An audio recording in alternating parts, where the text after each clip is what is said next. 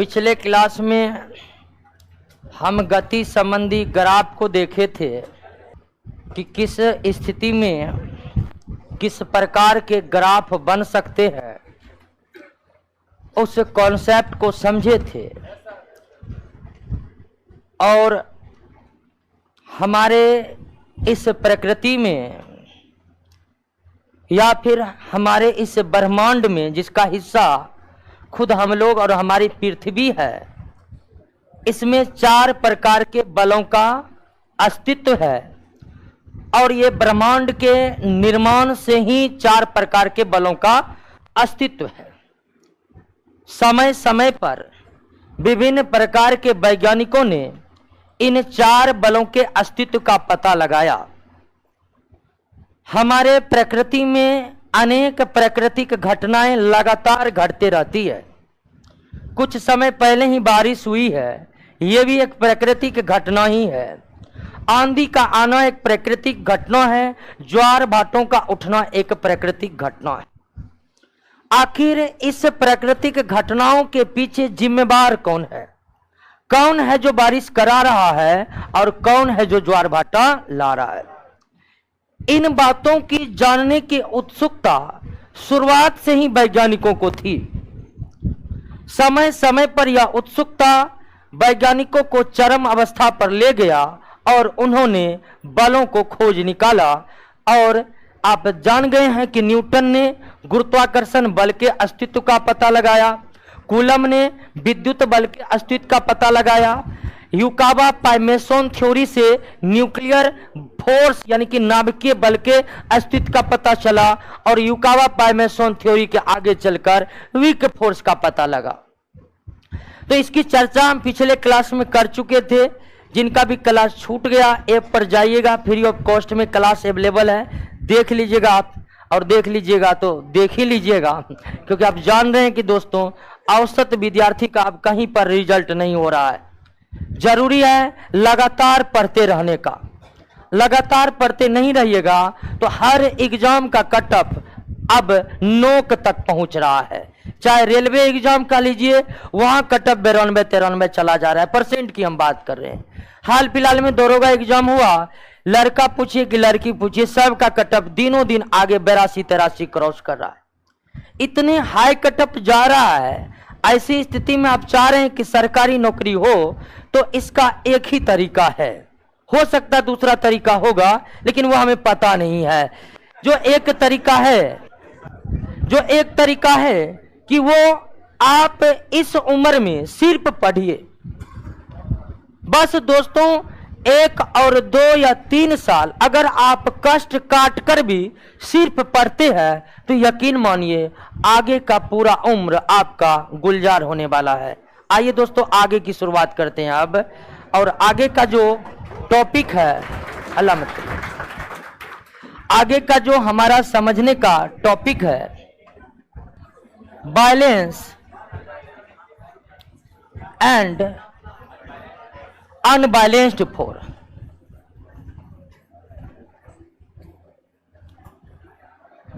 ठीक है, balanced and unbalanced force, संतुलित बल और असंतुलित बल।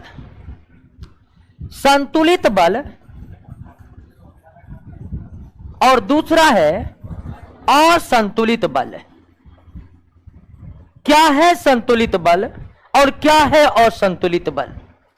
आपने इससे पहले दोस्तों पढ़ चुके हैं कि हमारे प्रकृति में कुछ बल उपस्थित है।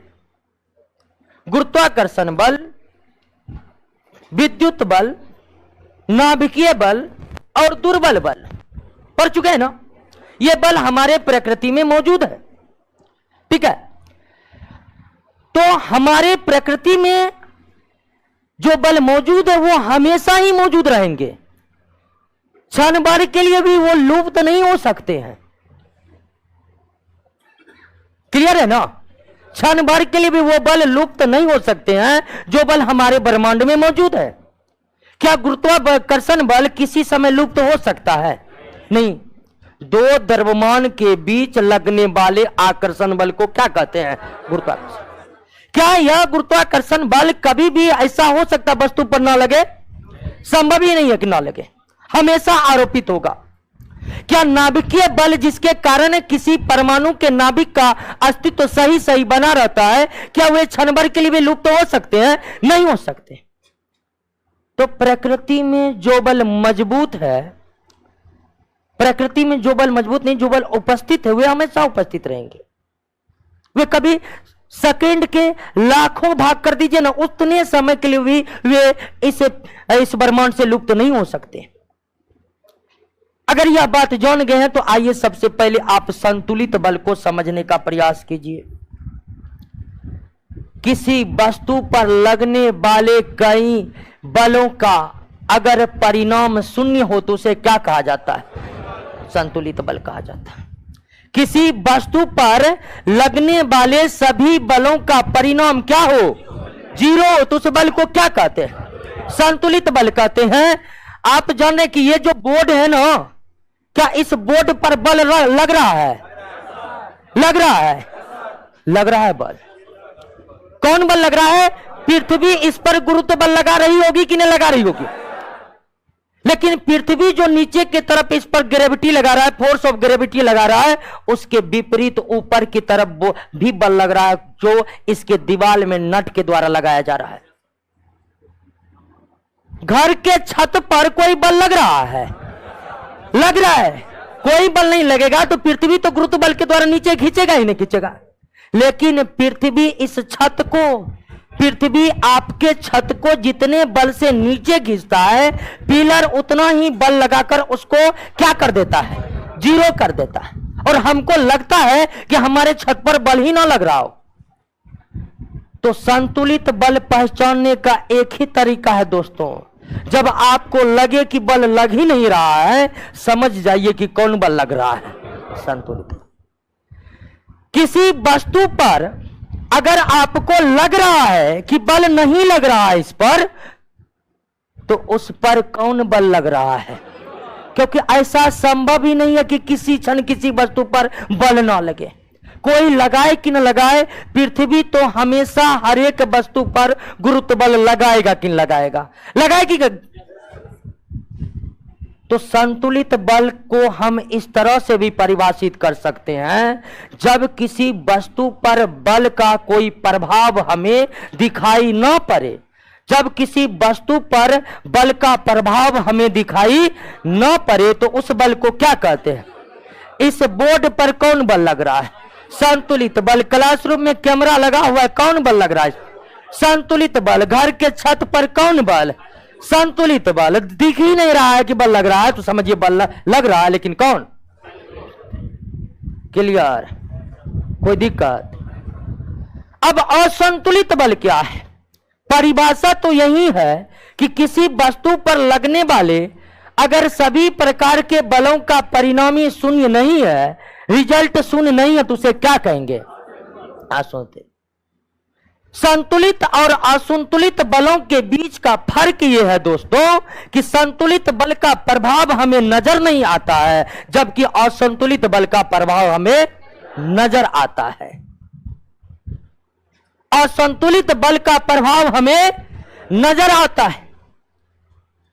साइकिल चल रहा है और साइकिल चलते हुए साइकिल सवार को धक्का मारकर गिरा दीजिए। धक्का मार दिए, गिर गया, प्रभाव नजर आ गया ना? आप जो धक्का मारे वो कौन बल था? असंतुलित बल था। तो संतुलित और असंतुलित बल के बीच का डिफरेंस यही है कि संतुलित बल का प्रभाव हमें नजर नहीं आता है, जबकि असंतुलित बल का प्रभाव हमें नजर। हम अपने दैनिक जीवन में जब भी बल शब्द का यूज करते हैं तो उसका मतलब संतुलित से नहीं होता, उसका मतलब किससे होता है?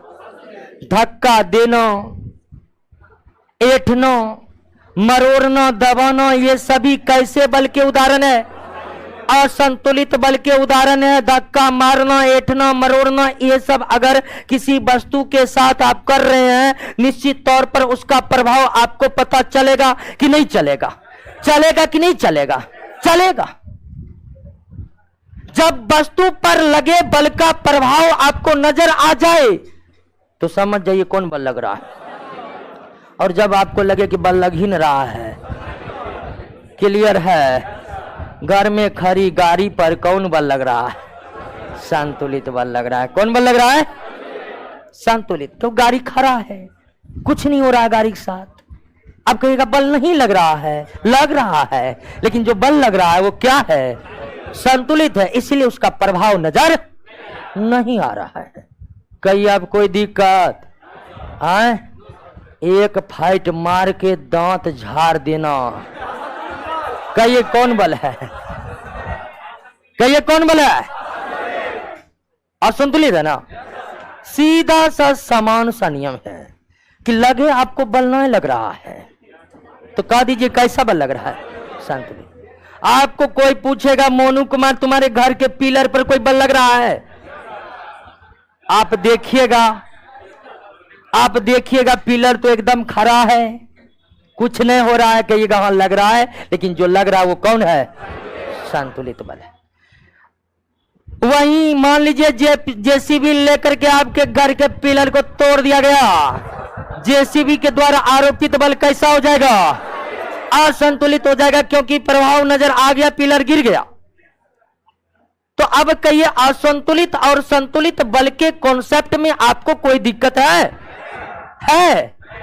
परिभाषा दोस्तों कुछ भी हो, परिभाषा यही है कि जब किसी वस्तु पर लगने वाले सभी बल का परिणाम शून्य है तो वस्तु पर लगने वाला बल कौन है? और जब वस्तु पर लगने वाला सभी प्रकार के बल का परिणाम शून्य नहीं है तो वह कौन है? यह किताबी परिभाषा है, ठीक है। लेकिन सही परिभाषा दोस्तों यही है कि अगर बल का प्रभाव हमें नजर आ गया तो वो असंतुलित, अगर बल का प्रभाव हमें नजर नहीं आया वो संतुलित। याद रखना है, ब्रह्मांड में ऐसी कोई वस्तु नहीं है जिस पर कभी बल ना लगे, सब पर हमेशा बल लगते रहता है। बस हमें कभी प्रभाव नजर आता है और कभी प्रभाव नहीं आ जाए। जब प्रभाव नजर आ जाए तो कैसा, और नहीं आए तो हम अपने दैनिक जीवन में जब भी बल का इस्तेमाल करते हैं तो उसका मतलब प्रभाव उत्पन्न करने वाले बल अर्थात किस बल से है? संतुलित बल की अवधारणा का इस्तेमाल हम अपने दैनिक जीवन में कभी करते? आगे हम न्यूटन के गति संबंधी नियम का जिक्र करेंगे, वहां पर भी जो बल होगा वो कैसा होगा? असंतुलित होगा। हम अपने रोज के जीवन में कभी भी संतुलित बल के संबंध में बल का इस्तेमाल नहीं करते। हम जब भी बल कहते हैं तो उसका तात्पर्य केवल किस प्रकार के बल से? क्लियर हो गया? समझ गए? कोई दिक्कत नहीं ना। आगे बढ़ते हैं। एक बार संतुलित और संतुलित को पढ़िए, देखिए आप समझ रहे हैं कि न बात जो लिखा हुआ है। क्या कोई दिक्कत? समझ गए ना? अब आप कह दीजिएगा देखकर, कहाँ संतुलित है कहाँ संतुलित है? छत पर रखे ईंट पर कैसा बल है? छत से गिर रही ईंट पर कैसा बल? क्लियर हो गया। छत पर रखी ईंट पर संतुलित बल लगा हुआ है, अगर वही ईंट छत से नीचे गिर रहा है तो कैसा बल लग रहा है? असंतुलित बल लगा। कोई दिक्कत नहीं। एक कॉन्सेप्ट कांटेक्ट और नॉन कांटेक्ट फोर्स से, संपर्क और असंपर्क बल से है, और इसमें किसी भी तरह से आपको समझने में कोई दिक्कत नहीं होगा। कांटेक्ट और नॉन कांटेक्ट फोर्स क्या है? नाम से ही स्पष्ट है कि यह बल क्या है। अर्थात कुछ बल आरोपित करने के लिए हमें आरोपित करने वाली वस्तु को क्या करना पड़ता है? स्पर्श करना पड़ता है। लेकिन कभी कभी बिना स्पर्श किए बल आरोपित हो जाते हैं। तो संपर्क और असंपर्क बल, कांटेक्ट और नॉन कांटेक्ट फोर्स का कॉन्सेप्ट यह है कि ऐसे बल जो बिना स्पर्श किए ही आरोपित हो जाए वे नॉन कांटेक्ट फोर्स है, और जो बल आरोपित करने के लिए वस्तु को कांटेक्ट करना पड़े, संपर्क करना पड़े, उसे हम क्या कहेंगे? संपर्क बल। उदाहरण के लिए चुंबक अपने बल के द्वारा लोहा कुछ दूर है उसको खींच लेता है कि नहीं? चुंबक लौह पदार्थ को अपने तरफ से खींचता है, वो चुंबकीय बल से खींचता है। चुंबकीय बल एक किस प्रकार का बल है? कैसा बल है? असंपर्क बल है।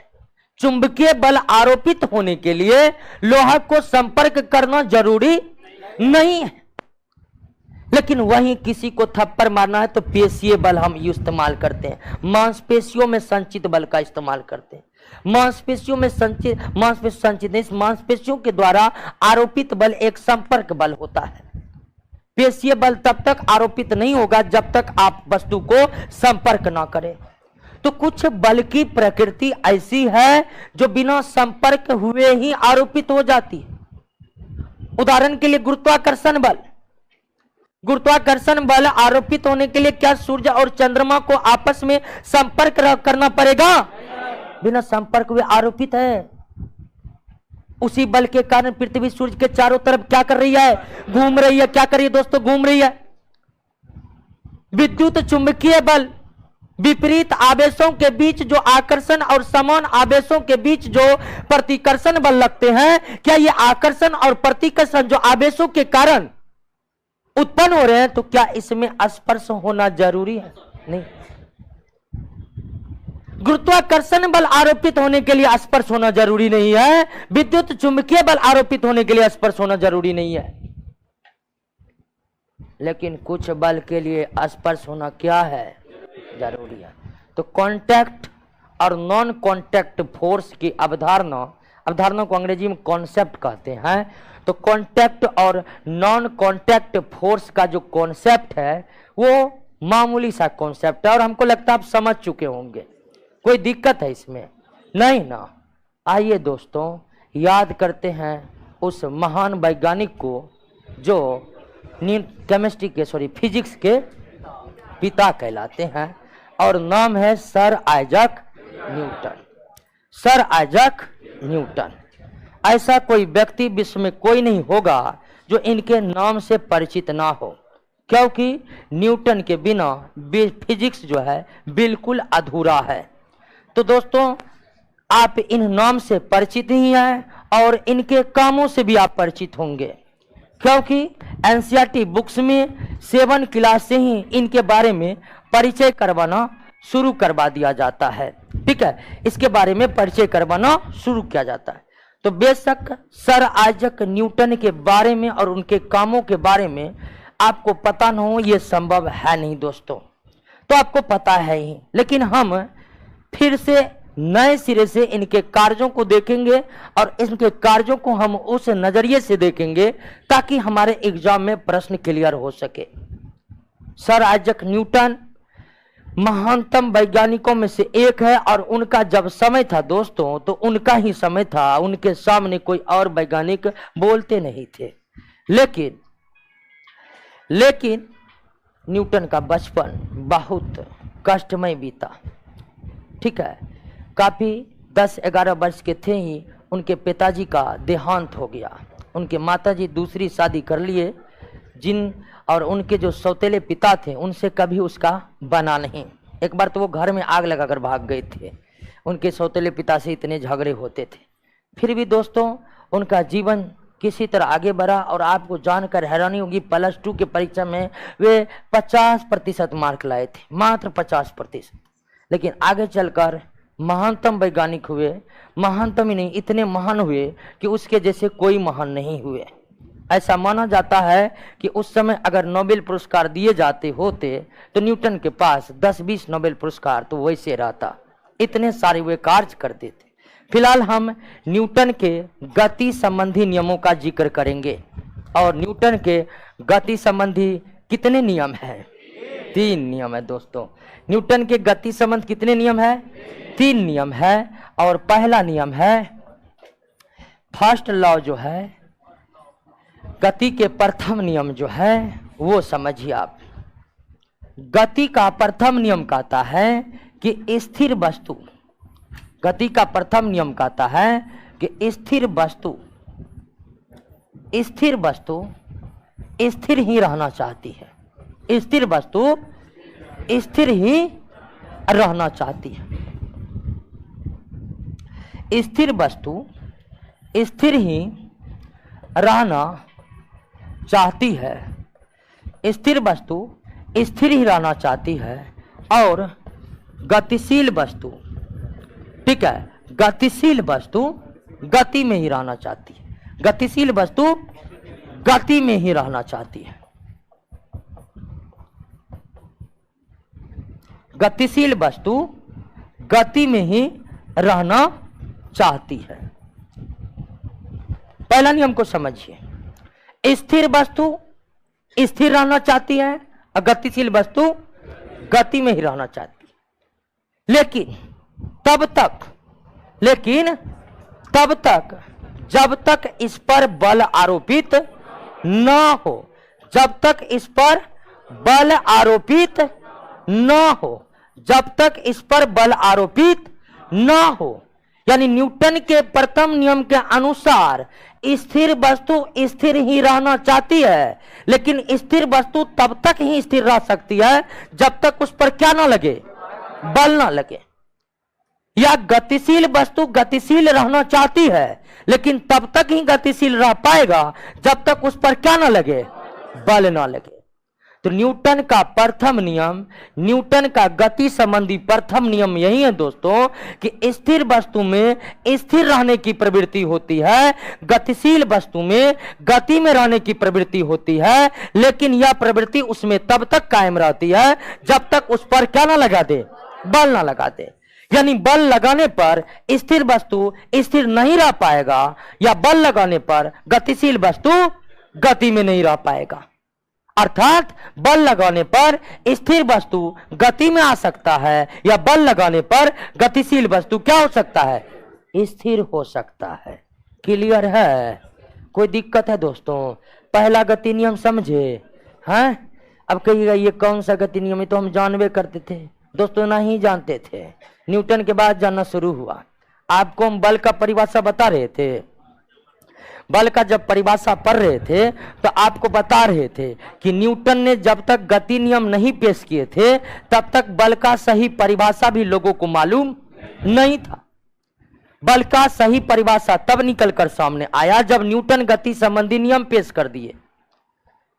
तो फिर सवाल उठता कि क्या गति नियम नहीं था तो लोग बल नहीं जानते थे? जानते थे, लेकिन याद कीजिए वही सतमा का किताब, खींचना और धकेलना को क्या कहते हैं? बल कहते हैं। बड़ी ढंग तरीके से आप पढ़े होंगे 7 क्लास में, बच्चों खींचना और धकेलना ही क्या कहलाता है? बल कहलाता है। पढ़े नहीं परिभाषा? तो हम उस समय बताए थे कि न्यूटन का जो प्रथम नियम है दोस्तों, न्यूटन का जो प्रथम नियम है, ये वाली बात, न्यूटन के प्रथम नियम में जो ये वाली बात है कि स्थिर वस्तु स्थिर ही रहना चाहती है, गतिशील वस्तु गतिशील ही रहना चाहती है, ये न्यूटन से पहले कोई और बता चुके थे। और न्यूटन से पहले ये बात कौन बता चुके थे? गैलीलियो। कौन बता चुके थे? यानी गैलीलियो कई वर्ष पहले ही यह क्लियर कर चुके थे कि स्थिर वस्तु स्थिर रहने की चाहती है और गतिशील वस्तु गति में रहना चाहती है। स्थिर वस्तु में स्थिर में रहने का गुण, गतिशील वस्तु का गति में रहने का गुण कैसा गुण कहलाता है? जड़त्व का गुण कहलाता है। कैसा गुण कहलाता है? जड़त्व का गुण कहलाता है, यानी इनर्शिया। जड़त्व को इंग्लिश में इनर्शिया कहते हैं। यानी आप कह सकते हैं न्यूटन के प्रथम गति नियम को जड़त्व का नियम भी कहा जाता है। और न्यूटन का प्रथम गति नियम बिल्कुल हूबहू किसके नियम के समान है? अंतर यही है कि गैलीलियो किसका जिक्र नहीं किए और न्यूटन किसका जिक्र कर दिए? बल का। कभी कभी न्यूटन के प्रथम गति नियम दे देगा आपको और कहेगा ये किसका नियम है, अब मिस्टेक कर जाएगा कि गैलीलियो भी दे देगा ऑप्शन में और न्यूटन भी दे देगा। तो पहचान करना है किससे? अगर उस नियम में बल की जिक्र हो गया है तो निश्चित तौर पर वे न्यूटन होगा, क्योंकि गैलीलियो बल का जिक्र नहीं किए थे। लेकिन अगर न्यूटन के प्रथम गति नियम से मिलता नियम में अगर बल का जिक्र नहीं है तो निश्चित तौर पर वह किसका नियम है? यानी न्यूटन के गति नियम से पहले गैलीलियो ने किसका नियम दिया था? जड़त्व का नियम दिया था। जरूरत का नियम क्या है? तो जरूरत का नियम है कि स्थिर वस्तु में यह गुण है कि वह स्थिर रहना चाहती है, गतिशील वस्तु में यह गुण है कि वह गति में रहना चाहती है। स्थिर वस्तु में स्थिर रहने का गुण और गतिशील वस्तु में गति में रहने का गुण ही कैसा गुण है? जरूरत का गुण है। यानी जरूरत तो क्या है? जरूरत वस्तुओं का एक गुण है। जिस तरह अच्छाई, बुराई, बेरोजगारी, गरीबी एक गुण है, ठीक उसी तरह एक गुण निर्जीव पदार्थों से रिलेटेड है, और वो क्या है? जरूरत। जरूरत पदार्थ का एक गुण है, और इसी गुण के कारण स्थिर वस्तु स्थिर रहना चाहता है और गतिशील वस्तु गति में रहना चाहता है। क्लियर हो गया? लेकिन यह जरूरत तो किस पर डिपेंड करता है दोस्तों? तो यह जरूरत डिपेंड करता है किस पर? जरूरत का गुण सभी वस्तुओं में एक समान नहीं रहता है। जरूरत का गुण सभी वस्तुओं में एक समान नहीं रहता, किसी में ज्यादा किसी में कम। तो आखिर ये जरूरत का गुण किस पर निर्भर करता है? जरूरत का गुण किस पर निर्भर करता है? द्रव्यमान पर निर्भर करता है। जिस वस्तु में जितना अधिक द्रव्यमान होगा, ध्यान दीजिएगा दोस्तों, जिस वस्तु में जितना अधिक द्रव्यमान होगा उसमें उतना ही अधिक जरूरत का गुण मौजूद होगा। साइकिल में ज्यादा जरूरत या मोटरसाइकिल में? मोटरसाइकिल में ज्यादा जरूरत या कार में? कार में ज्यादा जरूरत या ट्रक में? ट्रक में ज्यादा जरूरत या रेलगाड़ी में? क्लियर हो गया दोस्तों? समझ गए ना? किसी भी वस्तु में जरूरत का गुण होने का क्या मतलब है? तो किसी में वस्तु में जरूरत के गुण का होने का मतलब है कि वह वस्तु अगर स्थिर है तो स्थिर रहना चाहती है, गतिशील है तो एक स्थिर वस्तु स्थिर रहना चाहती है, कैसा गुण है? एक गतिशील वस्तु गति में ही रहना चाहती है, कैसा गुण है? जरूरत का गुण किस पर डिपेंड करता है? किस पर डिपेंड करता है? जितनी अधिक द्रव्यमान होगी उसमें उतना ही अधिक क्या होगा? जितना अधिक द्रव्यमान होगा उतना ही अधिक क्या होगा? आपको 4 प्रकार के वस्तु देकर कहेगा किसमें अधिक जरूरत है, पकड़ लीजिएगा ना। जिसका द्रव्यमान जितना अधिक होगा उसमें उतना ही अधिक क्या होगा? पहला गति नियम को समझे, कोई दिक्कत नहीं ना? ध्यान दीजिए। पहला गति नियम कहता है कि स्थिर वस्तु स्थिर ही रहना चाहती है, गतिशील वस्तु गति में ही रहना चाहती है, लेकिन तब तक जब तक क्या आरोपित ना हो? बल आरोपित ना हो। यानी न्यूटन का प्रथम गति नियम कह रहा है कि बल वह भौतिक राशि है जो स्थिर वस्तु को स्थिर रहने नहीं दे सकती है और गतिशील वस्तु को गति में रहने नहीं दे सकती है। यानी कि प्रथम गति नियम से हमें बल का परिभाषा निकलता है। प्रथम गति नियम से क्या निकलता है? बल का परिभाषा। और बल का परिभाषा क्या निकलता है प्रथम गति नियम से?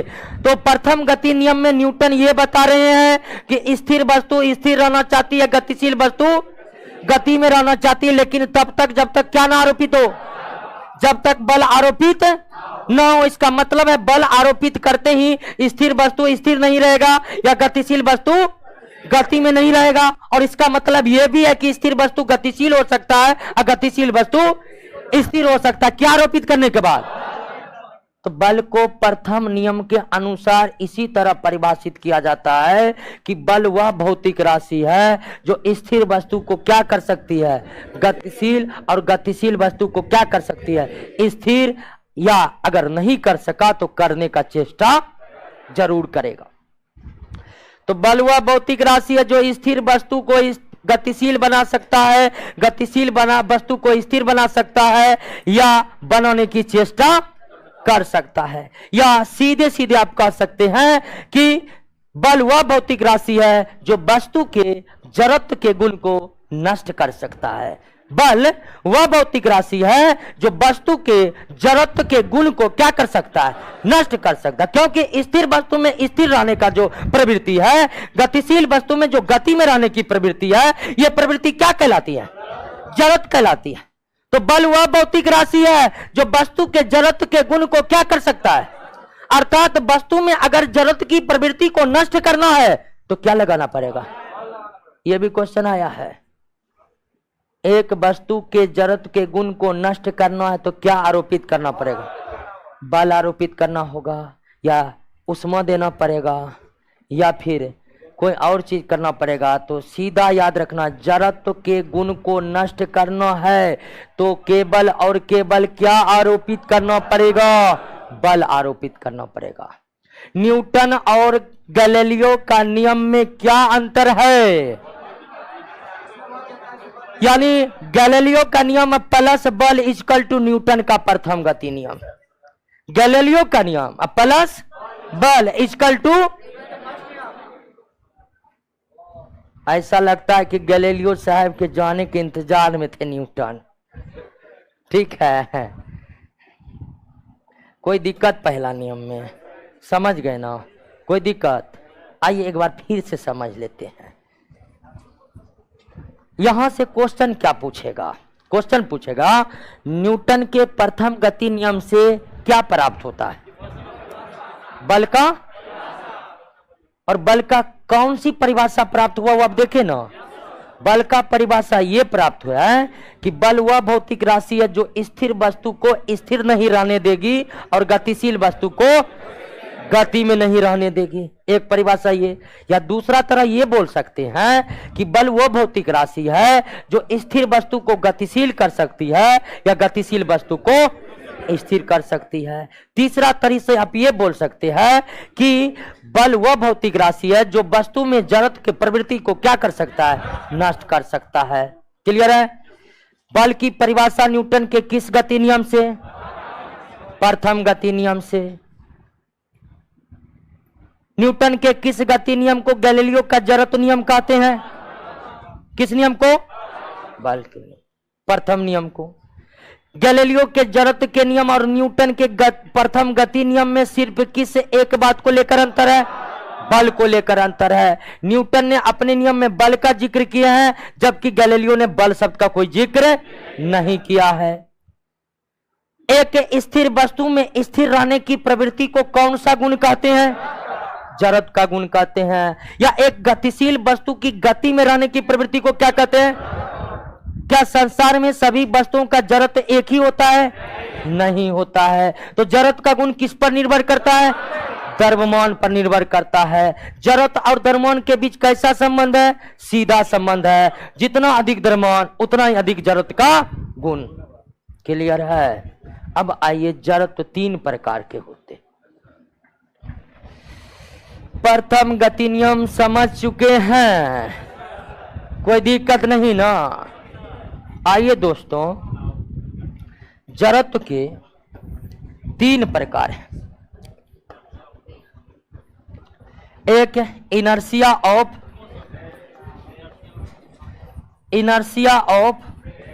रेस्ट, दूसरा है इनर्शिया ऑफ मोशन, और एक तीसरा है इनर्शिया ऑफ डायरेक्शन। यानी कि विराम जड़त्व, गति जड़त्व और दिशा जड़त्व। जड़त्व का नियम कौन दिया? गैलीलियो। जड़त्व का गुण किस पर निर्भर करता है? अधिक द्रव्यमान वाली वस्तु का जड़त्व क्या होता है? और जड़त्व कितने प्रकार के? तीन प्रकार के। अब ये बताने का जरूरी है कि कौन जड़त्व का मतलब क्या हुआ। स्थिर जड़त्व वो है जो स्थिर रहना चाहता है। गति जड़त्व वो है जो गति में रहना चाहता है।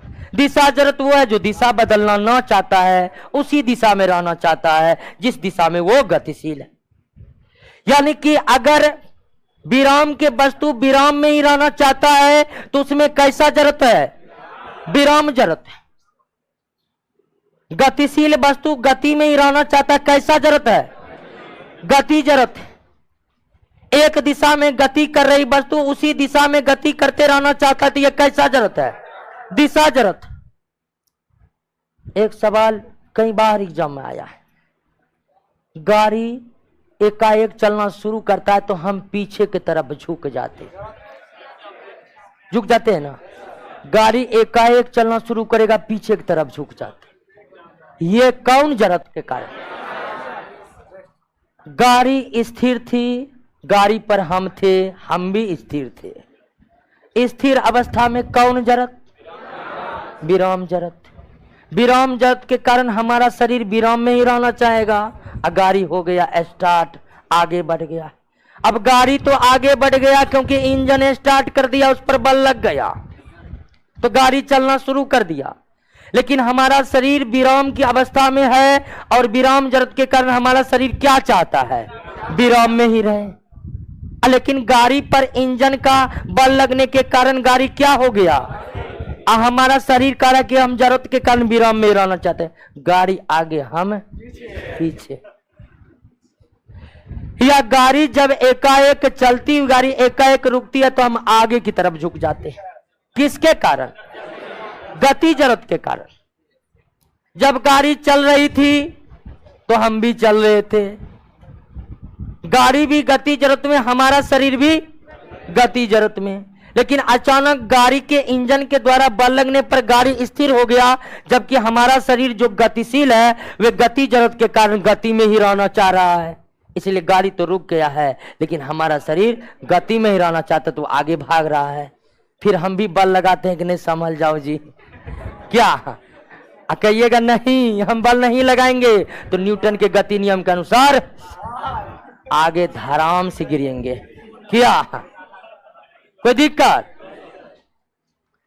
डायरेक्शन, आप पहिया को घूमते थे, अभी कीचड़ में गाड़ी चलाए हैं तो कीचड़ जो होते हैं पहिए के साथ घूमना चाहते हैं, ठीक है? वे पहिए के साथ उसी दिशा में गति करना चाहते हैं। किस जरूरत के कारण ऐसा हो रहा है?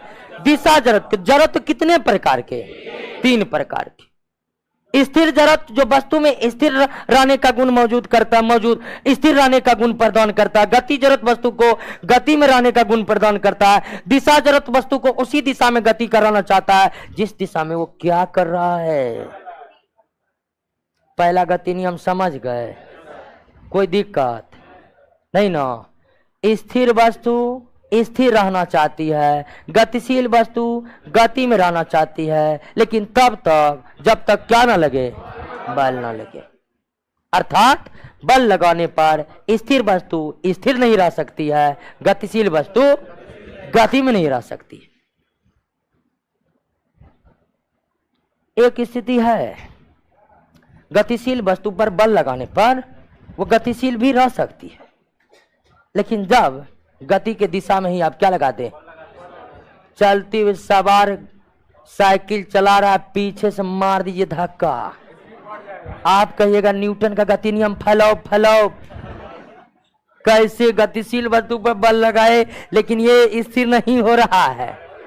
तो दोस्तों अगर गतिशील वस्तु के दिशा में ही बल लगा देंगे निश्चित तौर पर वो क्या हो जाएगा? और कहने का मतलब न्यूटन का ये है कि गतिशील वस्तु को अगर आप स्थिर करना चाहते हैं तो ये बिना बल लगाए संभव, या स्थिर वस्तु को अगर आप गति में लाना चाहते हैं तो ये बिना बल लगाए संभव नहीं है। ध्यान देना है समझने में। न्यूटन अपने प्रथम गति नियम में ये कह रहे हैं कि अगर गतिशील वस्तु को स्थिर करना है तो ये बिना बल लगाए संभव, अगर स्थिर वस्तु को गति में लाना है तो यह बिना बल लगाए संभव नहीं है। नहीं तो स्थिर वस्तु पर बल लगाकर उसे हम स्थिर कर सकते हैं। एक पत्थर रखा हुआ है और उस पर हम लात लगे उसको नीचे में मारे, कहिएगा हे देखिए फ्लॉप हो गया, क्या हुआ? स्थिर वस्तु पर बल लगा, स्थिर ही रह गया। तो दोस्तों गति नियम किस अनुसार से न्यूटन बताए, इसको समझे कि नहीं समझे? कोई दिक्कत नहीं ना? न्यूटन का गति नियम कहता है कि गतिशील वस्तु को बिना बल लगाए हम स्थिर, और स्थिर वस्तु पर बिना बल लगाए हम उसे गतिशील। न्यूटन का गति नियम कहता है कि जरूरत के गुणों को नष्ट करना है तो बल आरोपित ही करना पड़ेगा। जरूरत के गुणों को नष्ट करना है तो बल आरोपित ही करना पड़ेगा। बिना बल आरोपित किए जरूरत के गुणों को नष्ट। क्लियर? प्रथम गति नियम खलास। लेकिन जितना बात बताए ना उसमें परीक्षा में उतना बात नहीं पूछता है। परीक्षा में इस पर आधारित कई उदाहरण पूछे जाते हैं। ठीक है, उदाहरण एग्जाम्पल दे देकर दोस्तों आपको कहेगा कि ये एग्जाम्पल किस तरह से आप समझा पा रहे हैं, उस पर आधारित प्रश्न पूछा जाता है। लेकिन अब तक जितना एग्जाम में प्रश्न आया है एग्जाम्पल वाला, सारा एग्जाम्पल एक जगह है। देखिए दोस्तों, एग्जाम्पल देखिए तो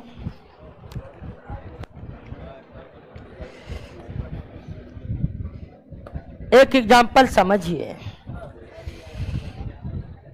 एक क्वेश्चन कई बार पूछा गया है कि एक समान चाल से चलती हुई गाड़ी पर आप बैठे हैं और एक सिक्का को ऊपर उछाले हैं, तो गाड़ी चलती हुई गाड़ी पर भी अगर सिक्का को उछाले तो सिक्का आपके हाथ में ही गिरेगा।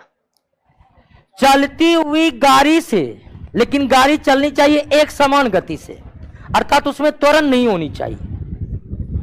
एक समान चाल से चल रही गाड़ी पर सिक्के उछालने पर वह सिक्का पुनः हाथ में ही गिरती है, या एक समान चाल से चल रही रेलगाड़ी से गेंद को उछालने पर गेंद हाथ में ही गिरती है। किसके कारण? जड़त्व के कारण या न्यूटन के प्रथम गति नियम के अनुसार। अब कैसे, इसको बस समझिए आप। गाड़ी गतिशील है और आप गाड़ी पर बैठे हैं तो आप भी क्या है? सिक्का गाड़ी पर बैठा वो भी क्या है? सिक्का भी गतिशील है, आप भी गतिशील है, गाड़ी भी गतिशील है। अब जरूरत के कारण सिक्का भी गति में रहना चाहेगा, आप भी गति में रहना चाहिएगा, गाड़ी तो गतिशील है ही। जब आप सिक्का को ऊपर उछाले तो जरूरत के कारण सिक्का गति में रहना चाहेगा कि नहीं चाहेगा? और आप गाड़ी पर बैठे तो आप गति में है ही, और सिक्का जरूरत के कारण किस स्थिति में रहेगा? गति में कारण। इसीलिए गति में है तो सिक्का भी गाड़ी के साथ क्या बढ़ेगा? आगे बढ़ेगा, वो आपके हाथ में गिरेगा। बात को समझ गए? लेकिन अगर गाड़ी में त्वरण रहेगा, यानी कि प्रति सेकंड गाड़ी की चाल बढ़ते जा रहा है, तब सिक्का उछालेगा, सिक्का पीछे आप आगे। गाड़ी मंदन में रहेगा तो सिक्का आगे आप पीछे। एक समान चाल से चल रही गाड़ी से कोई व्यक्ति सिक्का उछालता है तो उछलकर सिक्का कहां गिरेगा? किसके कारण? जड़त्व के कारण या न्यूटन के प्रथम।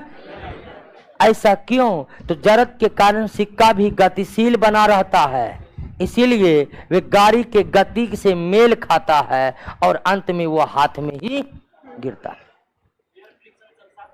क्या?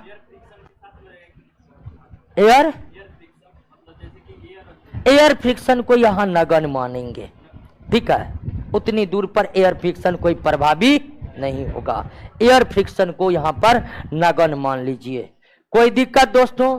कभी कभी पूछता है कि कांच पर एक छोटा पत्थर मारने पर केवल छिद्र होता है, ईंटा मारने पर चकनाचूर होता है। हाँ, या गोली मारने पर। कांच पर गोली मारने पर केवल एक छिद्र होगा, ईंटा मारने पर चकनाचूर होगा। किसके कारण? जड़त्व के कारण या न्यूटन के प्रथम गति नियम के कारण। क्यों? ऐसा क्यों हुआ? तो जब गोली मारे तो गोली कांच के छोटे से भाग पर बहुत कम समय के लिए बल आरोपित किया।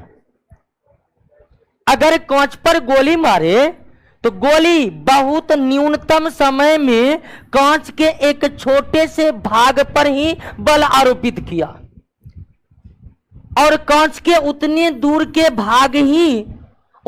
का भाग का ही जड़त्व भंग हुआ और वो टूटकर क्या हो गया? अलग हो गया। अर्थात कांच का वहां तक का भाग गोली के साथ क्या हो गया? गतिशील हो गया। लेकिन कांच पर ईंटा मारने पर, तो ईंटा मारने की स्थिति यह है दोस्तों कि जब ईंटा मारिएगा तो वो ईंटा कांच को एक बहुत अधिक दूर तक और लंबे समय तक बल आरोपित कर देता है, जिससे कांच की पूरा का पूरा, कांच के पूरे भाग का जड़त्व क्या हो जाता है? भंग हो जाता है और कांच चकनाचूर हो जाता है। क्लियर हो गया ना? एक कांच जड़त्व के कारण स्थिर है तो स्थिर ही रहेगा, गोली जो लगा वे बहुत कम समय तक लगा और वे थोड़ा ही दूर के जरूरत को भंग करके उसे गतिशील बनाया। लेकिन जब आप ईटा मारे तो ईटा एक लंबे समय तक बल आरोपित करने में सक्षम हो जाता है और ईटा बड़ा होने के कारण कांच के एक बड़े भाग के जरूरत को नष्ट कर देता है। इसलिए कांच क्या हो गया है, चकनाचूर हो गया। एक बार सारा एग्जाम्पल को पढ़िए और जो जरूरत का एग्जाम्पल होगा वे न्यूटन के प्रथम गति नियम का भी होगा। जो न्यूटन के प्रथम गति नियम का होगा वे किसका होगा। तो एग्जाम्पल को बार बार देखते रहिएगा, याद होते रहेगा। क्या सेकेंड लॉ पर आ जाए? हाँ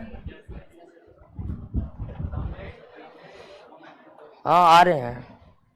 संवेग के बिना तो सेकेंड लॉ का जिक्र होगा ही नहीं। एक नई भौतिक राशि को, फिजिकल क्वांटिटी को समझना है। मोमेंटम यानी क्या?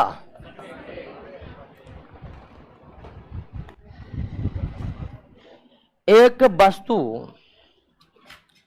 किसी दूसरे वस्तु पर अगर बल आरोपित करे, ध्यान दीजिएगा दोस्त, समझ रहे हैं ना, बिल्कुल क्लीन माइंड से, बस सिर्फ समझिए, परीक्षा का टेंशन नहीं लीजिए, क्योंकि क्वेश्चन आपके एग्जाम में वही आएगा जो हम करवाएंगे आपको। नोट में पीछे में क्वेश्चन है ना, उसका एक एक क्वेश्चन हम आपको करवाएंगे। इसीलिए पूरा ध्यान समझने पर दीजिए। आप समझ जाइएगा तो फायदा ये होगा कि जब क्वेश्चन पर हम डिस्कस करेंगे तब आप आसानी से उसको बना सकते हैं और लंबे समय तक याद रख सकते हैं। इसीलिए पूरा ध्यान समझने का दीजिएगा, क्योंकि परीक्षा वही पूछता है जो हम नोट में देते हैं।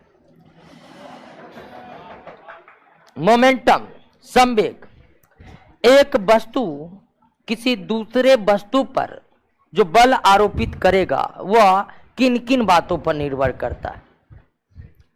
बात को समझ रहे हैं कि एक वस्तु किसी दूसरे वस्तु पर जो बल आरोपित करेगा वह किन किन बातों पर निर्भर करता है। तो पहला निर्भर करता है किस पर? गति पर। किस पर? गति पर। मान लीजिए कि एक कार की गति या वेग 20 मीटर पर सेकेंड है। एक दूसरा car same to same 40 meter पर सेकेंड। सेम कार, मान लीजिए ये भी बोलेरो है और ये भी बोलेरो है। एक चल रहा है 20 मीटर पर सेकेंड से और दूसरा चल रहा है 40 मीटर पर सेकेंड से। कोई दिक्कत नहीं ना? गाड़ी का नाम गड़बड़ से नहीं लिया है? ठीक है, गाड़ी ठीक ठाक गाड़ी है ना? हाँ, वैसे भारत में ठीक ठाक पुराना जो गाड़ी धान के खेत में भी चले वही असली है कि ना है? आइए दोस्तों, तो मान लीजिए सेम गाड़ी है, गाड़ी पर बहस ना करें, सेम गाड़ी, एक 20 मीटर पर सेकेंड की चाल से चल रहा है और दूसरा, दोनों ही कार मान लीजिए मोनू कुमार को धक्का मार दिया। ठीक है, मान लीजिए एक सोनू को धक्का मार दिया, एक, क्या लगता है किसका स्थिति गड़बड़ होगा? मोनू का गड़बड़ होगा। इसका मतलब आप जान रहे हैं कि अगर वेग ज्यादा है तो निश्चित तौर पर वो ज्यादा बल आरोपित करेगा।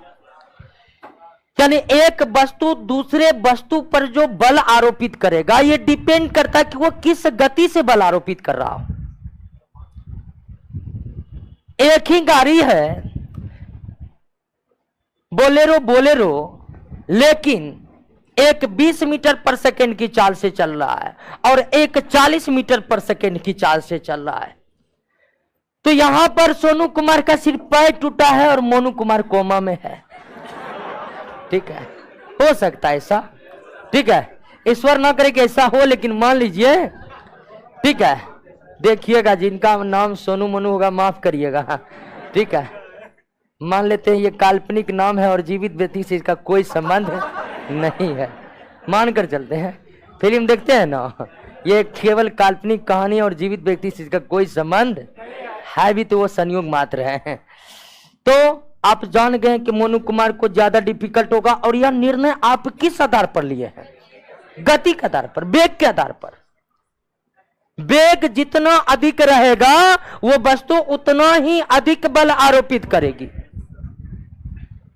वेग जितना अधिक रहेगा वो वस्तु उतना ही अधिक, यानी एक वस्तु दूसरे पर जो बल आरोपित करती है यह निर्भर करता है उस वस्तु के वेग पर। जिस वस्तु का वेग जितना अधिक होगा वो उतना ही अधिक बल आरोपित करेगा। लेकिन एक वस्तु दूसरे पर जो बल आरोपित करेगी यह सिर्फ वेग पर ही डिपेंड नहीं करता है दोस्तों, यह निर्भर करता है दूसरा किस पर? द्रव्यमान पर। मान लीजिए कि कार भी चल रहा है 40 मीटर पर सेकेंड से और ठोकर मारा मोनू को, और एक ट्रक चल रहा है 40 मीटर पर सेकेंड से ही और ठोकर मारा किसको? क्या लगता है किसका स्थिति गंभीर होगा? यहां पर दो अलग अलग, एक कार है और एक ट्रक है, दोनों का वेग क्या है? समान है, लेकिन ज्यादा स्थिति किसकी खराब होगा? और यह निर्णय आप किस आधार पर लिए हैं? यानी कि आप द्रव्यमान के आधार पर यह निर्णय लिए हैं कि जितना अधिक द्रव्यमान होगी वस्तु का उतना ही अधिक वो बल आरोपित करेगा। यानी कि एक वस्तु जो दूसरे पर बल आरोपित करती है वह निर्भर करता है किस पर? वो निर्भर करता किस पर? गति का मतलब वेग पर। एक वस्तु जो दूसरे पर बल आरोपित करेगा वह निर्भर करता किस पर? और किस पर? द्रव्यमान पर। अगर हमें द्रव्यमान और वेग एक साथ बोलना है, द्रव्यमान वेग एक साथ बोलना है, तो उसी के लिए जो नई भौतिक राशि है उसे क्या कहते हैं? संवेग एक ऐसी भौतिक राशि है जो द्रव्यमान और वेग को एक साथ परिभाषित कर देता है। अगर हम बोले कि एक वस्तु के द्वारा आरोपित बल उस वस्तु के वेग और उस वस्तु के द्रव्यमान पर निर्भर करता है, तो अगर हम वेग और द्रव्यमान को अलग अलग ना बोले एक साथ बोलना चाहे तो सीधे हम बोल सकते हैं कि एक वस्तु द्वारा आरोपित बल उसके संवेग पर निर्भर करता है। संवेग एक ऐसी भौतिक राशि है जिसमें द्रव्यमान और वेग दोनों ही टर्म इंक्लूड हो जाता है। संवेग एक ऐसी भौतिक राशि है जो द्रव्यमान और वेग दोनों टर्म को इंक्लूड कर लेता है, अर्थात संवेग momentum equal to mass into velocity, द्रव्यमान गुना वेग। क्लियर हो गया? यानी संवेग भौतिक राशि ये सुविधा देता है आपको कि आप सीधा बोल दीजिए कि वस्तु के द्वारा आरोपित बल वस्तु के संवेग पर निर्भर करता है।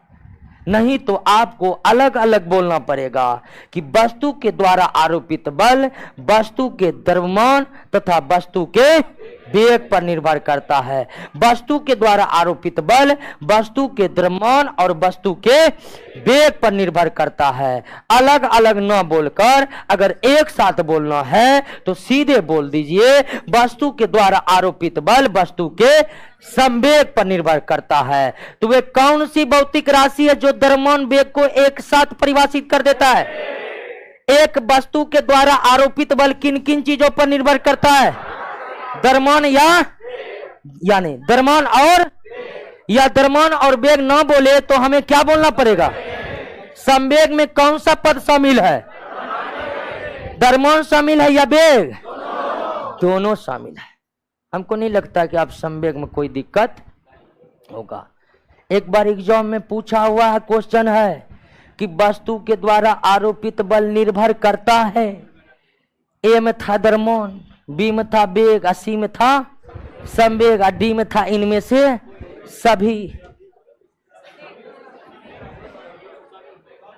तो इनमें से सभी होगा यहां पर आंसर, इनमें से। क्वेश्चन ये हुआ था, ये एसएससी का एग्जाम, सेंट्रल एसएससी के एग्जाम में था, +2 लेवल वाला में, कि वस्तु के द्वारा लगाए गए घटना चक्र में ये क्वेश्चन है, आप पढ़े होंगे जो भी पढ़ते होंगे घटना चक्र। एक वस्तु के द्वारा आरोपित बल किस पर निर्भर करता है? ऑप्शन ए में था द्रव्यमान, ऑप्शन बी में था वेग, ऑप्शन सी में था संवेग, डी में था इनमें से सभी। तो इसका सबसे सटीक आंसर डी ही होगा। क्या होगा? डी होगा। क्योंकि अगर हम आंसर सी संवेग मार दिए तो इसका मतलब ए और बी आंसर गलत है, ऐसा तो है नहीं। इसलिए सबसे सटीक आंसर क्या होगा? डी होगा, संवेग पर निर्भर करता है। और रेलवे में तो सीधा सीधा क्वेश्चन है कि कौन सी भौतिक राशि है जो द्रव्यमान और वेग दोनों को परिभाषित करता है। संवेग समझ गए? कोई दिक्कत नहीं ना। आइए, संवेग समझने के बाद ही न्यूटन के दूसरे गति नियम को हम समझ सकते हैं, क्योंकि न्यूटन के दूसरे गति नियम में किसका जिक्र किया गया है? संवेग का जिक्र किया गया है। संवेग क्या है समझ गए ना? संवेग को हम P में इंडिकेट करते हैं। P बराबर क्या हो गया? mv। P बराबर, अब संवेग का अगर ऐसा यूनिट देखे तो m का क्या होता है? kg। अभी का तो संवेग का ऐसा यूनिट क्या हो गया? अगर डायमेंशन देखे तो kg का, मीटर का, सेकेंड का, तो संवेग का बीमा क्या हो गया? mlt माइनस संवेग का एसआई मात्रक क्या हो गया? और संवेग एक सदिश राशि है। कैसी राशि है? सदिश राशि है। संवेग कैसी राशि है? सदिश राशि है। संवेग का एसआई मात्रक क्या है? केजी मीटर पर सेकेंड। संवेग का बीमा क्या होगा? तो याद रखने वाला तत्व है, और याद नहीं समझ लिए तो कोई याद रखने की जरूरत नहीं है। आइए दूसरा गति नियम को समझते। Second law.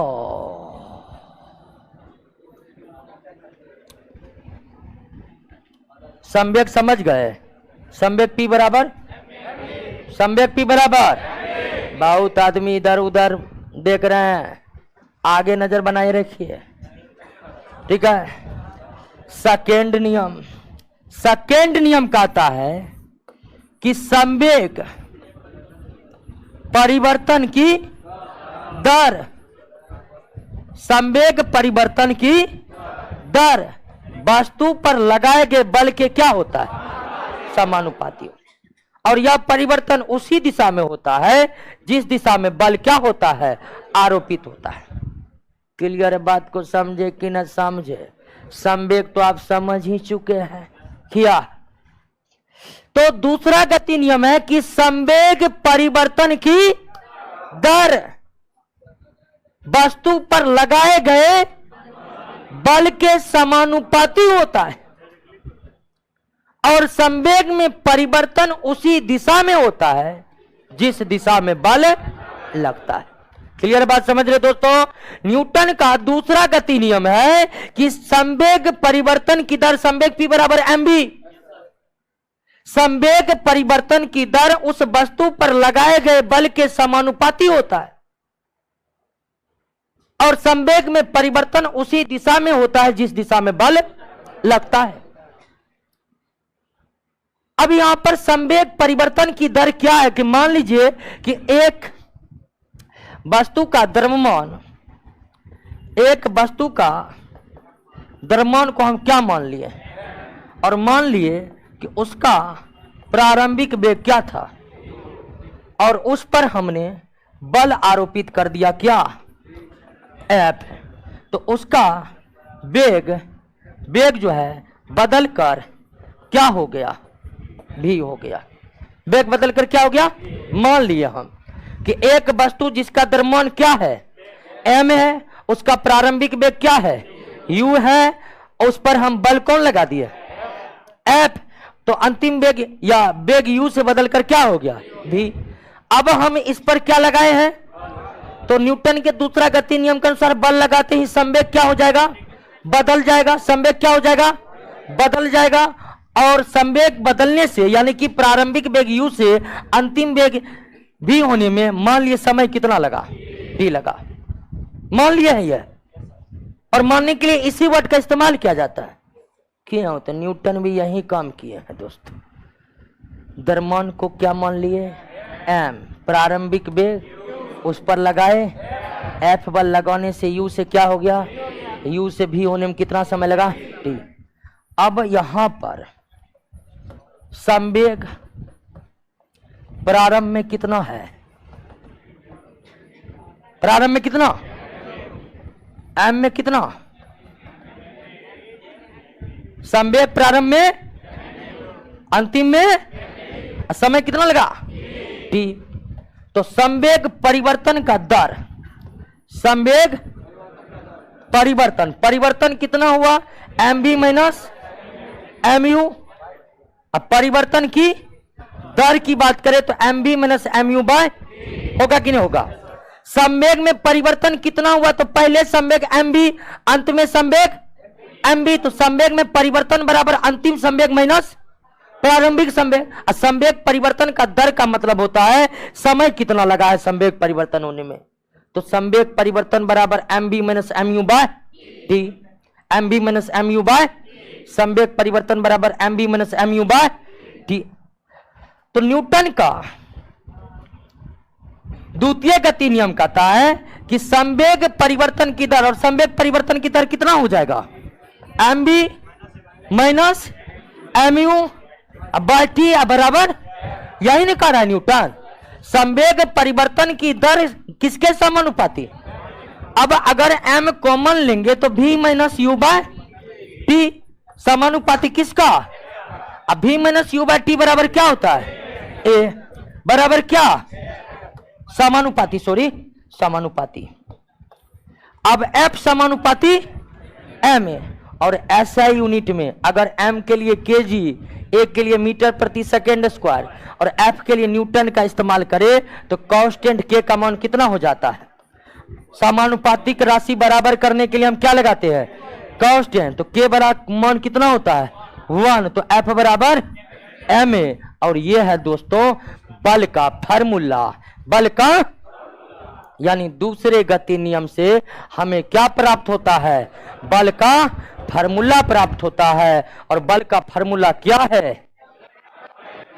F बराबर, तो एक और जहां बल का परिभाषा किससे निकला था, प्रथम गति नियम से बल का परिभाषा किससे निकला था, प्रथम गति नियम से बल का फार्मूला किससे निकला है, क्लियर, समझे कि नहीं। अब बल का फार्मूला कैसे निकला देख लिए, हाँ कोई दिक्कत नहीं ना।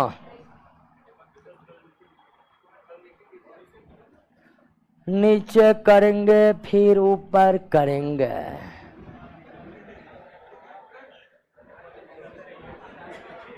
धीरे धीरे ऊपर करेंगे, क्लियर।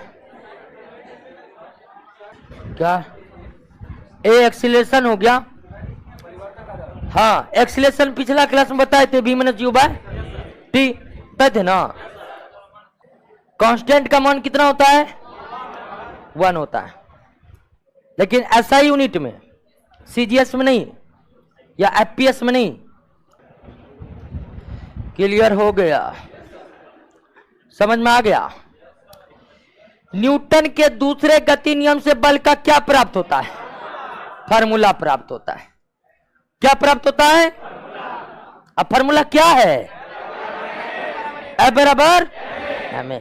अब दोस्तों ध्यान दीजिए थोड़ा सा कि न्यूटन का कहना है कि बल समानुपाती होता है संवेग में परिवर्तन के दर के, अर्थात बल और आरोपित होने में लगा समय एक दूसरे के बीच क्या होता है, व्युत्क्रमानुपाती होता है। बल और जितने समय तक बल आरोपित हुआ उनके बीच समय के, उसके भी बल और जितने समय तक बल आरोपित हुआ इन दोनों के बीच व्युत्क्रमानुपाती संबंध। यानी बल आरोपित होने में जितना अधिक समय लेगा, बल का परिमाण उतना ही क्या होगा, कम होगा। होगा कि नहीं होगा? बल आरोपित होने में जितना, न्यूटन के दूसरा गति नियम के अनुसार देखिए तो बल और बल जितने समय तक आरोपित होगा वस्तु पर, उस समय के बीच कैसा संबंध है? इनवर्स प्रोपोर्शनल है, व्युत्क्रमानुपाती है। यानी जितने अधिक समय तक बल आरोपित होगा, बल का परिमाण उतना ही क्या होगा, कम होगा। अब बल जितने कम समय तक आरोपित होगा, बल का परिमाण उतना ही अधिक होगा। इस आधार पर कई प्रश्न पूछे जाते हैं। सबसे कि क्रिकेट का खिलाड़ी गेंद को कैच लेते समय हाथ को क्या करता है, पीछे गिरता है। क्रिकेट का खिलाड़ी कैच लेते समय हाथ को क्या करता है, पीछे खींचने के क्रम में वो क्या बढ़ाता है, टाइम को बढ़ा देता है। टाइम बढ़ने से गेंद द्वारा आरोपित एफ क्या हो जाएगा, चोट कम लगेगा। लगेगा कि नहीं लगेगा? ठीक उसी तरह ऊंची कूद वाले खिलाड़ी के कूदते जो है उसके नीचे गद्दा लगा दिया जाता है। गद्दा लगाने से जब वो गिरता है तो गद्दा नीचे दबता है। नीचे दबने के क्रम में समय क्या हो जाता है और इसीलिए बल क्या होता है और उसे चोट कम से कम लगता है। बॉक्सिंग देखे हैं? बॉक्सिंग देखे तो बॉक्सिंग मारते समय जैसे बॉक्सिंग मारा जाता है, सर क्या होता है, जिस बॉक्सर को पंच मारा जाता है वह सर को पीछे खींचता है। पीछे खींचने से फाइट का जो असर है उस असर को लाने में समय क्या हो जाता है, यानी जितना पीछे खींचता है समय को उतना क्या कर दिया, बढ़ा दिया। और समय बढ़ाने से एफ का मान क्या होता है और बॉक्सर को चोट। कराटे का खिलाड़ी एक ही प्रहार से ईंटों को तोड़ देते हैं। कराटे का खिलाड़ी जो होता है एक ही प्रहार से ईंटा को क्या कर देता है, ऐसे वो इसलिए करता है कि वे अधिक से अधिक बल कम से कम समय पर ईंटा पर लगा देता है। यानी कि बहुत बड़ा बल वो अपने हाथ के द्वारा ईंट पर कम से कम समय में आरोपित कर देता है। समय जितना कम होगा बल की तीव्रता उतनी। और कराटे की खिलाड़ी यही, यानी वह एकदम करेगा, ऐसे ऐसे करते रहेगा, कभी नहीं टूटेगा। एक बार पूरा जोर से हाथ को ला करके अब बहुत न्यूनतम समय में पूरा एफ आरोपित कर देता है। एकाएक बड़ा बल प्रहार होते ही ईटा क्या हो जाता है, बीच से टूट जाता है। क्लियर हो गया? बात समझ गए? कोई दिक्कत नहीं ना। दूसरा गति नियम पर आधारित भी कई एग्जाम्पल आपके नोट में है। सारा एग्जाम्पल क्या कर लेना है, याद कर लेना। दोस्तों याद कर लेने का मतलब होता है याद कर ही लेना है। अगर याद नहीं हो रहा है तो याद कीजिए, बहुतों को पहले से ही याद है। वो आपके साथ क्या हल करेंगे परीक्षा में ये आप जान है। दोस्तों तीसरों को भी ले ही लेते हैं क्या, पहला दूसरा तीसरा, उसके बाद समाप्ति हो जाएगा। उसके बाद नेक्स्ट क्लास में न्यूमेरिकल बनाएंगे और न्यूमेरिकल में बहुत एब्सेंट रहता है। ठीक है, याद करिए दोस्तों, भागिएगा डर से तो निकल जाइएगा परीक्षा से। हाँ, ये इंटर का परीक्षा नहीं है कि कैलकुलस चलेगा तो हम नहीं जाएंगे, सेकेंडरी डिवीजन में पास कर जाएंगे। यहाँ कंपटीशन में कुछ नहीं होता है, इंटर में होता है जी। कैलकुलस जैसे स्टार्ट हुआ गायब रहना चालू। हम भी पढ़ते थे जब से कैलकुलस चलता था, आधा गायब। रास्ते में पूछ रहे कैलकुलस खत्म हुआ रे, कल नहीं अभी चले।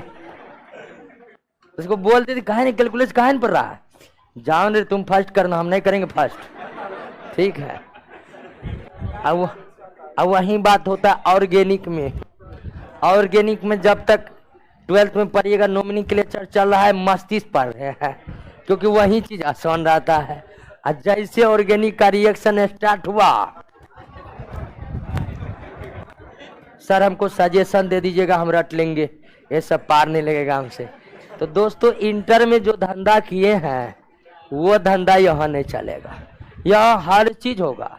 और यहाँ सॉल्यूशन है कि समझ रहे हैं, मतलब आप आइएगा 100% नहीं समझे, 80% समझिएगा, लेकिन क्वेश्चन जो हम करवाते हैं तो क्लास में करवाते हैं, और उस क्वेश्चन से आज तक बाहर नहीं गया कुछ। अब बाहर गया भी उसको कोइन बनाया है। बहुत विद्यार्थी तो कुछ नहीं समझा है, क्वेश्चन रट करके जो है ना नौकरी कर लिया। ऐसे भी विद्यार्थी सब मिले हैं जिसको हम बहुत समझाए, सर आंसर दीजिए हमको, ठीक है, कल समझेगा तब नहीं याद करें, सर हम याद कर लेंगे, आंसर बाद दे दीजिए खाली हमको। तो ऐसे विद्यार्थी सीधे यार, इसीलिए क्लास आइए, कुछ भी समझेंगे और उसके बाद प्रश्न करवा देंगे, उसके बाद आपके पास प्रश्न पूरा रट लीजिएगा, और फिर तो आप टॉप करने के अलावा कोई विकल्प ही नहीं रहेगा आपके पास। आइए, हल्ला कर रहा देखिए।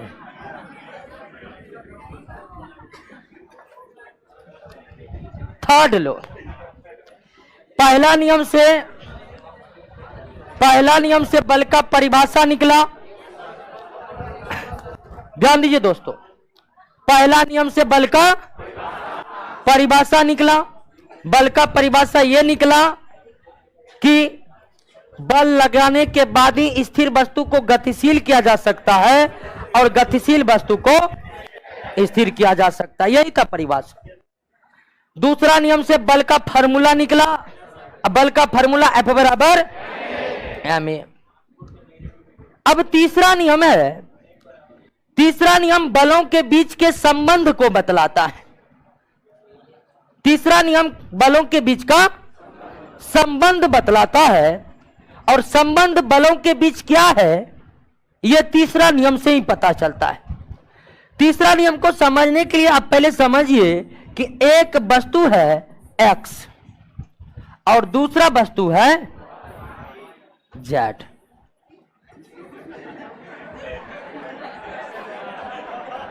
ठीक है, एक वस्तु है x और दूसरा वस्तु है z। मानने में क्या जाता है, क्या मान लिए हैं। अब तीसरा गति नियम कहता है दोस्तों कि अगर x z पर बल लगाएगा, अगर x z पर बल लगाएगा दोस्तों, तो z भी किस पर लगाएगा, x पर बल लगाएगा। z भी किस पर लगाएगा, x पर लगाएगा। तीसरा नियम कहता है दोस्तों कि अगर एक वस्तु x z पर बल लगाएगा तो z भी छोड़ेगा नहीं, वो भी बल लगाएगा। कितना बल लगाएगा, जितना x लगाएगा। बलों के बीच का संबंध यही है दोस्तों कि इस ब्रह्मांड में कहीं पर एक अकेला बल का अस्तित्व नहीं है। जहां पर भी बल है जोरे में है।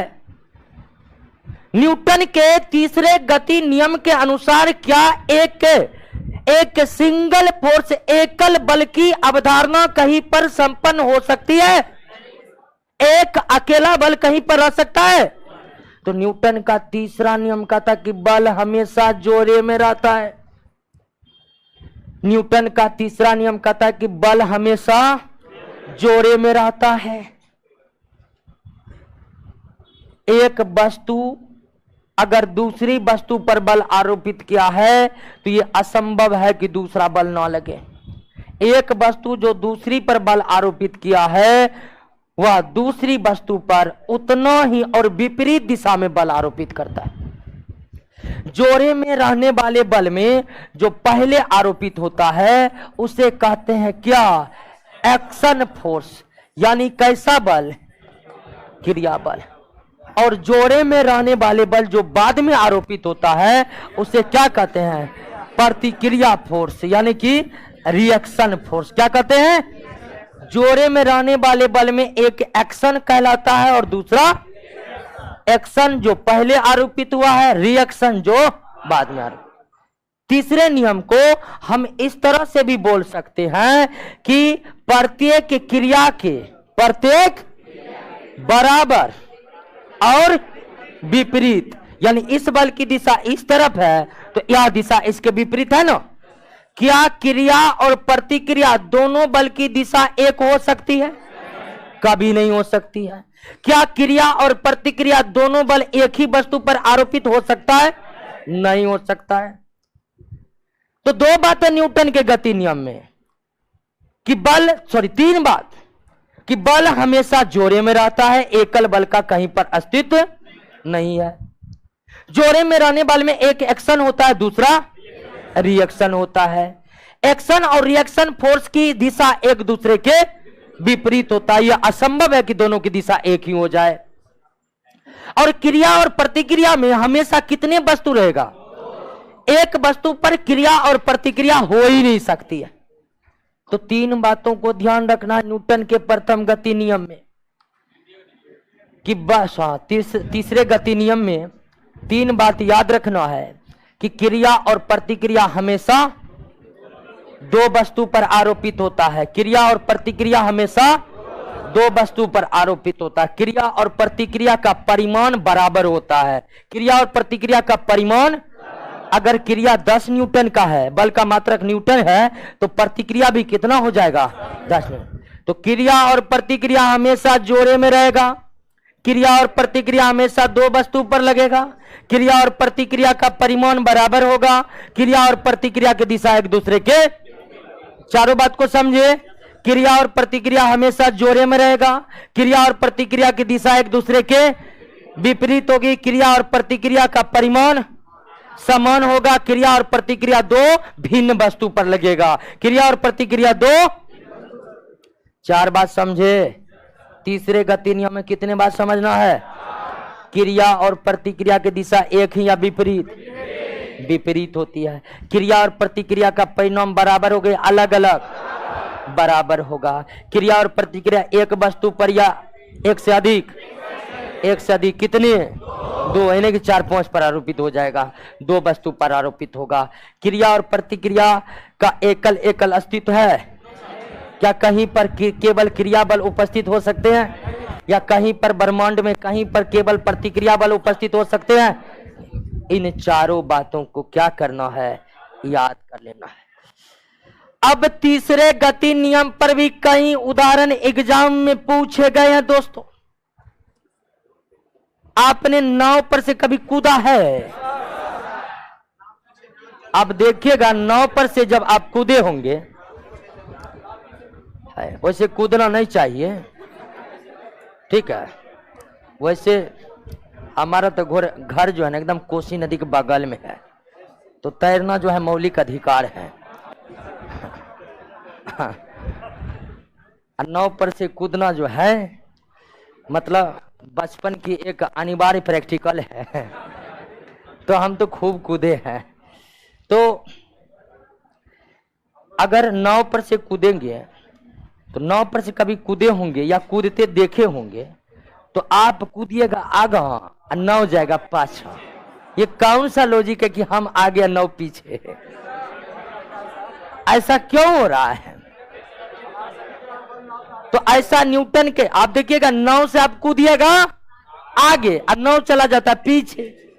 हम माथा पकड़ लेते हैं कि हम आगे नाव पीछे।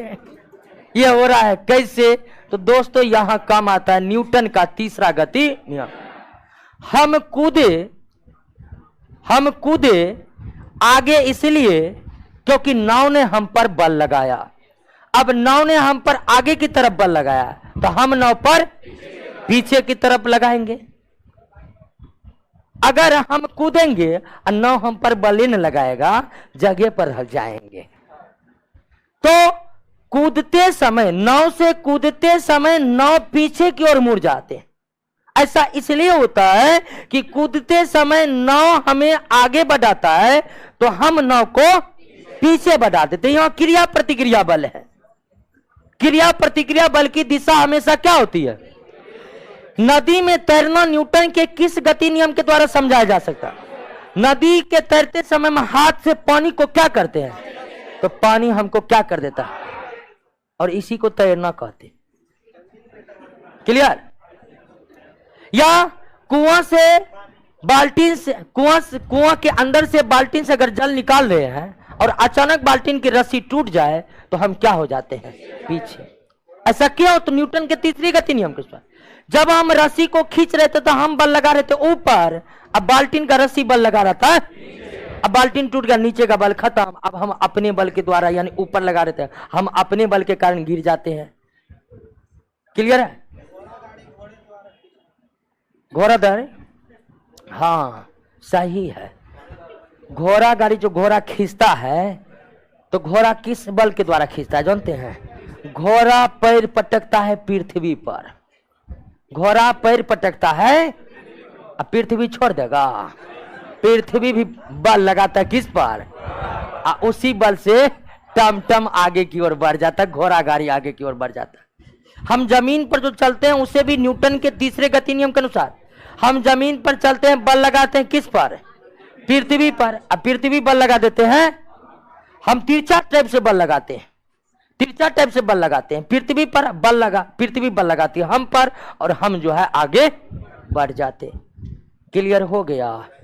प्रथम द्वितीय तृतीय गति नियम क्लियर। जितना भी एग्जाम्पल है गेट बाय हार्ट रहनी चाहिए। आइए दोस्तों नेक्स्ट क्लास में हम संवेग संरक्षण के नियम और न्यूमेरिकल प्रश्नों पर चर्चा करेंगे।